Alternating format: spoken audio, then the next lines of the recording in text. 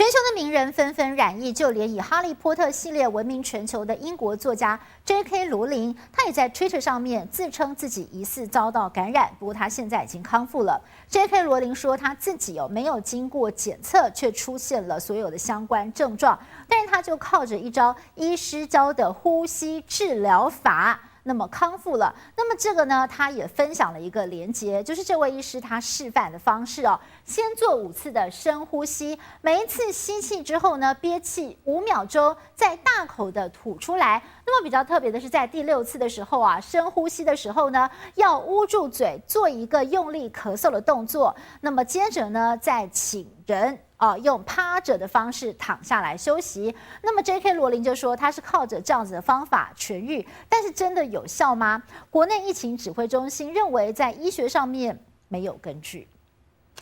以《哈利波特》系列闻名全球的英国作家 J.K. 罗琳推特上自曝疑似染疫。他说，即使没有接受检测，但出现相关的症状，虽然不太舒服，但他2个礼拜就痊愈。而关键竟然是上网看到的呼吸治疗法。5 deep breaths in, and each time you'll hold your breath for 5 seconds.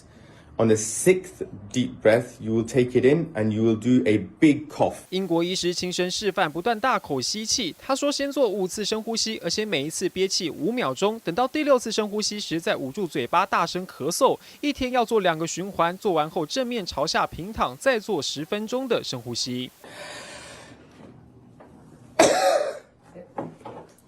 That's one cycle. So you've done one cycle.You will do a second cycle. J.K. 罗琳挂保证说真的有帮助。影片内的医师也指出，这样的方法可以让肺泡舒张，呼吸较多的空气。但这对治疗新冠肺炎真的有用吗？这个跟他有没有做深呼吸，就医学上来说，大概没有什么特别的依据啊。那只是他就是有很高的比例，他自己可以复原。当然遵从现在的科学的医疗是最有保障比较特殊性的不要妨害到医疗。